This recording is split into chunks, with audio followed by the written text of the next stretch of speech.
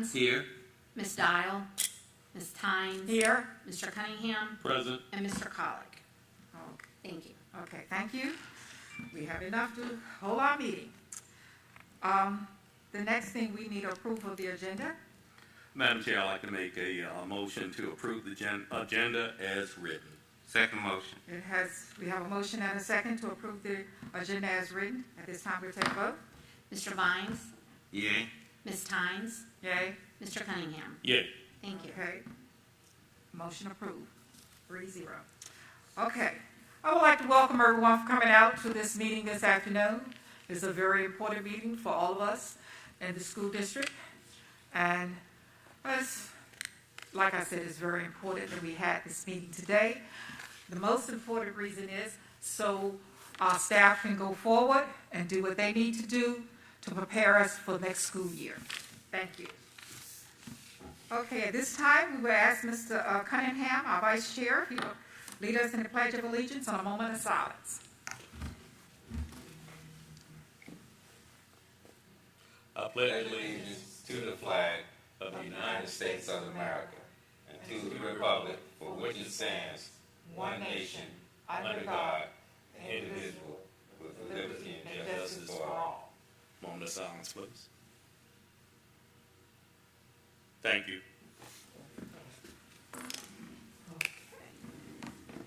At this time, we'll go to item number 6 on our agenda, which is the business section of the agenda. And I would like to ask Dr. Thornton, our superintendent, if he has anything that he would like to brief us on. Okay, I just wanted to update you guys briefly where the changes would be in the categories under expenditures for instruction, admin, transportation, maintenance, debt service, technology. What has changed since you, Pat, approved the budget? So the first thing was the original cut was $393,846, in which $250,000 was the CIP budget, which is not part of your operating budget. So that left a cut of only $143,846 for instruction. But at that time, my staff re-looked at the budget and looking at the inflation and fuel costs and other concerns such as that, we actually took out $343,846 out of instruction. So you'll see that reduction in the instruction line item. And we added $100,000 to transportation for possible fuel impact. And we added $100,000 for maintenance. Since the CIP was taken away, we wanted a little buffer of maintenance. And the County Board of Supervisors did approve our request Thursday for $197,000 in CIP to be carried back to us. So I feel like we're secure in maintenance and transportation by doing that. And then the other issue was the $1.5 million set aside, which we had a very good meeting the other night. And so now this budget reflects putting back $760,000 in the instructional category. And it does not show on these sheets, but it is a set aside of $812,507, a set aside in instruction. And if you look at the last sheet in the packet I gave you, that is the instructional services category, and that's broken into large chunks of money. If you look at that, I just wanted to make you aware the set aside, they stated, is that we don't spend all of our money up front. So when we need it in the future, we can come back and request it.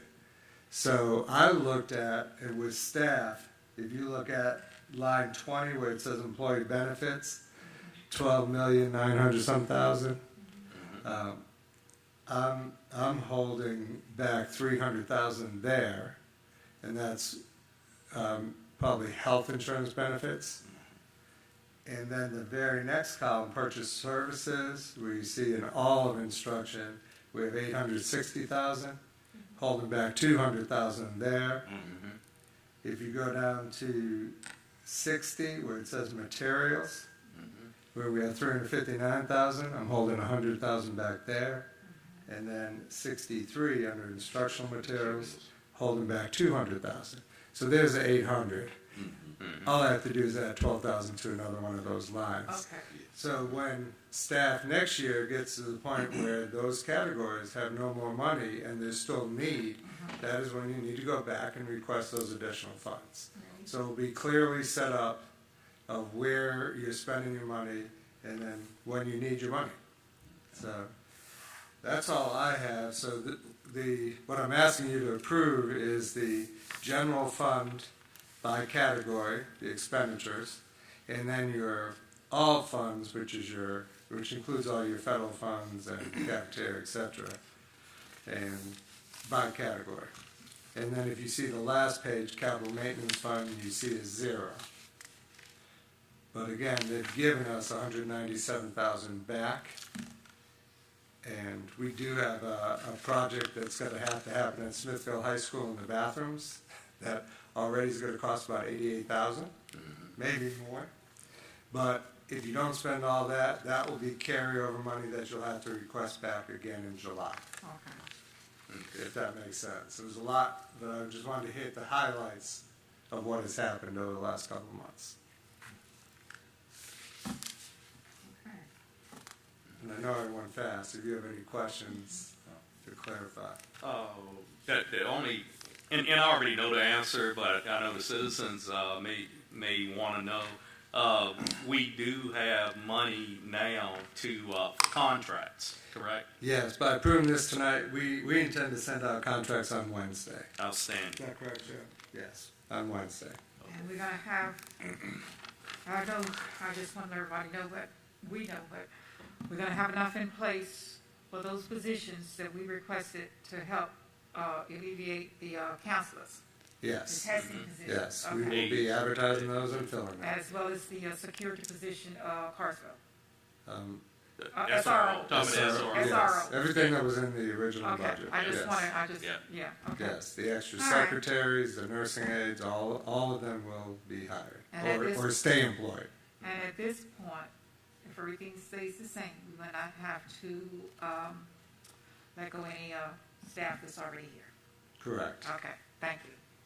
I just want everyone to hear that. I know, we know that, and you mentioned that to us, but for people that's listening in, they may not have understood. Because I know last week, when the funding came down, we were talking different. So you've heard Dr. Thornton's report, and at this time, everything, our Wight County Schools will be going forward July 1, because that's when the fiscal budget begins. And nothing should be changed. You should not see any major changes during that time. Although the Board of Supervisors is still they have set aside about $800,000. At this time, we do not need that in order to continue with school services, instructions, and everything else. Board, you have heard Dr. Thornton's report. If you don't have any more questions or concerns for him, we need an action. Madam Chair, I'd like to make a motion to approve the revised operational budget since the Board of Supervisors has returned, let's see here, $760,000 for school year 2022 through 2023. Second motion. Okay, you have a motion. We have a motion and a second that we approve the general funds and all funds. Then that the Board of Supervisors has returned $750,000 back to our funding. At this time, please vote. Mr. Vines? Yay. Ms. Dial? Yay. Ms. Tynes? Yay? Mr. Cunningham? Yeah. Thank you. Okay. And Madam Chair, we believe there might be a state budget by June 1. So if there is, we may be amending this budget again Yeah. June 9th. Or But if right it's after now- that, it will have to be amended after the fact, just to let you know. But right now, we can go forward, and I would like to Yes, thank ma'am. I would like to thank everyone that was involved in this budget process this year for the school year 2022-2023. I most graciously would like to thank the Board of Supervisors for reinstating some of our funding at this time. And I just want to clarify that they did not say they were not going to give it to us. They just withheld the funding and put it on the side. But once we explained, Dr. Thornton and some of the staff explained the need for that funding at this time, some of it anyway, they were willing to put it back in what they had already funded us, so we could go forward with our plans. And I would like to thank them very much at this time. I'd also thank the public for reaching out to your board members, whether it was Board of Supervisors member or school board member. We would like to thank you, because that was a major role that you played. All of us are here because of you, the citizens that voted us in these positions. And it's important that we spend your money the correct way.